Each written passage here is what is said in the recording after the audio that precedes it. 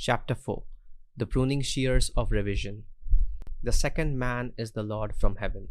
From 1 Corinthians chapter 15 verse 47. Never will he say caterpillars. He'll say there's a lot of butterflies as is to be on our cabbages. Prue. He won't say it's winter. He'll say summer's sleeping and there's no bud little enough nor sad colored enough for Kester not to call in it the beginnings of the blow. Mary Webb, Precious Bane. The very first act of correction or cure is always revise. One must start with oneself. It is one's attitude that must be changed. What we are, that only what we can see. Emerson.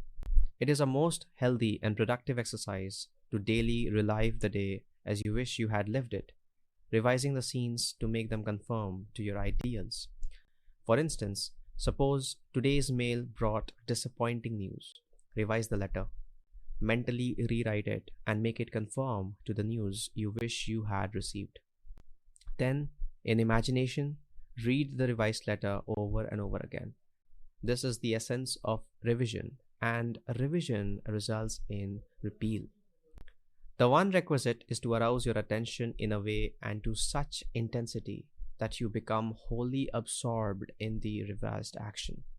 You will experience an expansion and refinement of the senses by this imaginative exercise and eventually achieve vision. But always remember that the ultimate purpose of this exercise is to create in you the Spirit of Jesus, which is continual forgiveness of sin. Revision is of greatest importance when the motive is to change oneself, when there is a sincere desire to be something different, when the longing is to awaken the ideal active spirit of forgiveness. Without imagination, man remains a being of sin.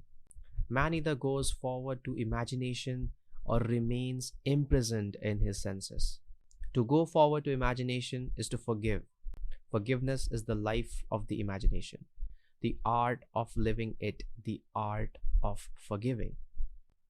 Forgiving is, in fact, experiencing in imagination the revised version of the day, experiencing in imagination what you wish you had experienced in the flesh. Every time one really forgives, that is, every time one relives the event as it should have been lived, one is born again. Father, forgive them is not the plea that comes once a year, but the opportunity that comes every day. The idea of forgiving is a daily possibility, and if it is sincerely done, it will lift man to higher and higher levels of being. He will experience a daily Easter, and Easter is the idea of rising transformed, and that should be almost a continuous process. Freedom and forgiveness are indissolubly linked. Not to forgive is to be at war with ourselves, for we are freed according to our capacity to forgive. Forgive, and you shall be forgiven. From Luke chapter 6 verse 37. Forgive not merely from a sense of duty or service. Forgive because you want to. Thy ways are ways of pleasantness, and all thy paths are peace. From Proverbs chapter 3 verse 17. You must take pleasure in revision. You can forgive others effectively only when you have a sincere desire to identify them with their ideal. Duty has no momentum. Forgiveness is a matter of deliberately withdrawing attention from the unrevised day and giving it a full strength, and joyously to the revised day. If a man begins to revise even a little of the vexations and troubles of the day, then he begins to work practically on himself. Every revision is a victory over himself, and therefore a victory over his enemy. A man's foes are those of his own household. From Matthew chapter 10 verse 36. And in household is his state of mind.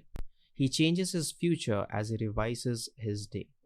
When a man practices the art of forgiveness, of revision, however factual the scene on which sight then rests, he revises it with his imagination and gazes on one never before witnessed. The magnitude of the change which any act of revision involves makes such change appear wholly improbable to the realist, the unimaginative man, but the radical changes in the fortunes of the prodigal were all produced by a change of heart. The battle man fights is fought out in his own imagination. The man who does not revise the day has lost the vision of that life, into the likeness of which it is the true labor of the Spirit of Jesus to transform this life. All things whatsoever ye would that men should do to you, even so do ye to them, for this is the law. In Matthew chapter 7 verse 12. Here is the way an artist friend forgave herself and was set free from pain, annoyance, and unfriendliness, knowing that nothing but forgetfulness and forgiveness will bring us to new values.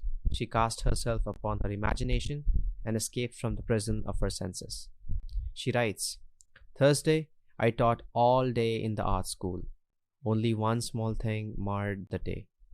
Coming into my afternoon classroom, I discovered the janitor had left all the chairs on top of the desks after cleaning the floor. As I lifted a chair down, it slipped from my grasp and struck me a sharp blow on the instep of my right foot. I immediately examined my thoughts and found that I had criticized the man for not doing his job properly. Since he had lost his helper, I realized he probably felt he had done more than enough, and it was an unwanted gift that had bounced and hit me on the foot. Looking down at my foot, I saw both my skin and nylons were intact, so forgot the whole thing. That night, after I had been working intensely for about 3 hours on a drawing, I decided to make myself a cup of coffee. To my utter amazement, I couldn't manage my right foot at all and was giving out great bumps of pain. I hopped over a chair and took off my slipper to look at it. The entire foot was a strange purplish pink, swollen out of shape and red hot. I tried walking on it and found that it had just flapped. I had no control over it whatsoever. I looked like one of those two things. Either I had cracked a bone when I dropped the chair on it, or something could be dislocated. No use speculating what it is. Better get rid of it right away. So I became quiet, all ready to melt myself into light. To my complete bewilderment, my imagination refused to cooperate. It just said no. This sort of thing often happens when I'm painting. I just started to argue. Why not? It just kept saying no. Finally, I gave up and said, I am in pain. I'm trying hard not to be frightened, but you are the boss. What do you want to do? The answer, go to bed and review the day's events. So I said, right. But let me tell you, if my foot isn't perfect by tomorrow morning, you have only yourself to blame. After arranging the bedclothes so they didn't touch my foot, I started to review the day. It was slow going as I had difficulty keeping my attention away from my foot. I went through the whole day, saw nothing to add to the chair incident. But when I reached the early evening, I found myself coming face to face with a man who for the past year has made a point of not speaking. The first time this happened, I thought he had grown deaf. I had known him since school days, but we had never done more than say hello and comment on the weather. Mutual friends assured me I had done nothing, that he had said he never liked me, and finally decided it was not worthwhile speaking. I had said hi. He hadn't answered. I found that I thought, poor guy, what a horrid state to be in. I shall do something about this ridiculous state of affairs. So, in my imagination, I stopped right there and redid the scene. I said, hi. He answered, hi, and smiled. I now thought, good old Ed. I ran the scene over a couple of times and went on to the next incident and finished up the day. Now what? Do we do my foot or the concert? I had been melting and rappelling up a Now what? Do we do my foot or the concert? I had been melting and wrapping up a wonderful present of courage and success for a friend who was to make her debut the following day, and I had been looking forward to give it her tonight. My imagination sounded a little bit solemn as it said, "Let us do the concert. It will be more fun." But first, couldn't we just take my perfectly good imagination foot out of this physical one before we start? I pleaded, by all means. That done, I had a lovely time at the concert, and my friend got a tremendous ovation. By now, I was very, very sleepy and fell asleep doing my project. The next morning, as I was putting on my slipper, I suddenly had a quick memory picture of withdrawing a discolored and swollen foot from the same slipper. I took my foot out and looked at it. It was perfectly normal in every reason. There was a tiny pink spot on the instep where I remembered I had hit it with a chair. What a vivid dream that was, I thought and rest. While waiting for my coffee, I wandered over to my drafting table and saw that all my brushes were lying helter-skelter and unwashed. Whatever possessed you to leave your brushes like that? Don't you remember? It was because of your foot. So it hadn't been a dream after all, but a beautiful healing. She had won by the art of revision what she would never have won by force. In heaven, the only art of living is forgetting and forgiving, especially to the female, Blake. We should take our life not as it appears to be, but from the vision of this artist, from the vision of the world made perfect that is buried under all minds, buried and waiting for us to revise the day. We are led to believe a lie when we see it, not through the eye, Blake. A revision of the day, and what she held to be so stubbornly real was no longer so to her, and, like a dream, had quietly faded away. You can revise the day to please yourself, and by experiencing in imagination the revised speech and actions not only modify the trend of your life story, but turn all its discords into harmonies. The one who discovers the secret of revision cannot do otherwise than let himself be guided by love.